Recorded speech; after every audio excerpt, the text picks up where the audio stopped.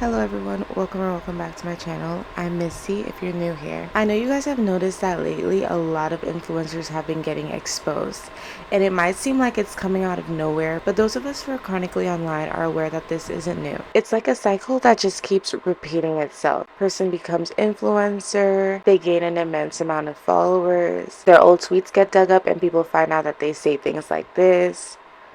The internet basically prosecutes them, they get exposed, and everyone expects that they will never be heard from again. We've seen the likes of Tana Mongoose, Logan Paul, James Charles, Miranda Sings, Jeffree Star, the Darmadillo sisters, and even people like EDP emerge from the darkness after it appearing as if the internet's shame would keep them hidden forever. And now, we're seeing Mr. Beast, Brooke Schofield, and many other people, like it's actually too numerous to mention, getting exposed in 2024, with many people swearing that they won't support these influencers anymore and that we should all follow suit. But will this actually happen? Why is anything different this time? Brooke Schofield said some very racist things, like honestly some very anti-human things, but what bothers me is she's literally being condemned by the same person, Tana Mongoose, who said the N-word and many hateful things on more than one occasion on camera. I might be the last person you guys or anyone wants to hear have a take on Brooke's tweets. Wait for it. Here it comes. Almost there.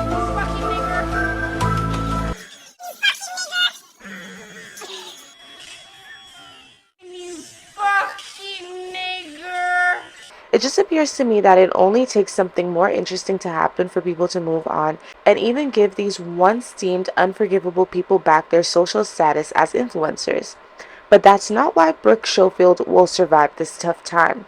Other than the fact that information is moving at a ridiculous rate, what is it that makes people so uncancelable? I know that's not a word. When I was thinking about this topic for the first time, I thought I had come to the conclusion that people who spend tons of time online are less likely to fixate on these issues because they're being exposed to so much more information in a really short period of time. So there's no way their attention spans could possibly hold an influencer's bad behavior in their consciousness for that long, right? Well, I actually don't know, but I got to thinking and pondered about this. What if the chronically online are the only ones who truly care about what happens here online to the extent of actually wanting to cancel someone? Or what if they just make up the vast majority of that population? I think of a lot of things in extremities, and I know this is problematic, but just imagine this like a state with a government, and these influencers are all in office. This is kind of like wanting to overthrow one of the persons in power because let's face it, celebrities have a lot of power literally because we gave it to them by following them and giving them our attention. And in a similar way, government officials and representatives have a lot of power because, well, we voted for them. But what if the vast majority of people who consume content are only using it for entertainment purposes? They don't want to analyze. They want to laugh. They want to share with their friends. This is part of their downtime and enjoyment. They're just not the same as people who are chronically online for research purposes, career purposes, or because they really do care about the media world for whatever reason that may be. Now, when we talk about canceling people, and we are referring to the people who are basically still following and supporting celebrities who said problematic things, we often consider the people who don't want to cancel a particular person who said something racist, ableist, or just simply hateful in any way to just be some sort of mega fan who doesn't care that the person they love is actually a piece of shit, right? I mean, I've definitely had this thought, and I know that this has to be the case for some people, but I think more often than we actually consider, the reasoning behind people seemingly not caring that their favorite creator is a bad person is simply because they don't place the same importance on that individual's morals as others do. You know the saying, separate the art from the artist, right? But to me, it's a bit deeper than that. They haven't even considered the artist as an individual with a complex set of morals and values to begin with. This is a form of dehumanization and not one that I think we talk about enough. Dehumanization when referring to influencers is often in the context of asking for a picture when they're out with their family, or making inappropriate comments about their weight as if they have no feelings. In other words, to define an event where an influencer's emotions were disregarded as if they weren't even human. You hear it all the time from influencers. I think people forgot that I'm a person too. They stole that from celebrities, by the way. Let's take Kylie Jenner for example. Kylie Jenner complains about dehumanization when it inconveniences her. That is, when it relates to her beauty, or as some may say, lack thereof. Not me, actually. I'm not in the business of shaming people for their looks. But she doesn't really refer to dehumanization at all when it's used as a means to ignore her appropriation of black culture. She doesn't mind if her humanity is ignored when she capitalizes off of a culture that she doesn't truly respect, simply because people have put her on a pedestal. Ignoring someone's humanity isn't always anti-beneficial to the influencer in question. And this is happening right now in cancel culture.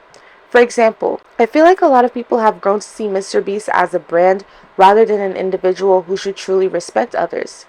Now, with that train of thought, how would it even be possible to hold him accountable for anything that he's done? Perhaps this is why he's getting away with so much monstrosity as we speak. So yeah, I think a lot of the times it has to do with not really seeing celebrities as real people. Whether it is that they're solely seen as a source of entertainment, which I mean, no one needs morals to be entertaining. Or maybe they're seen as so big that people don't even think it's possible to take them down.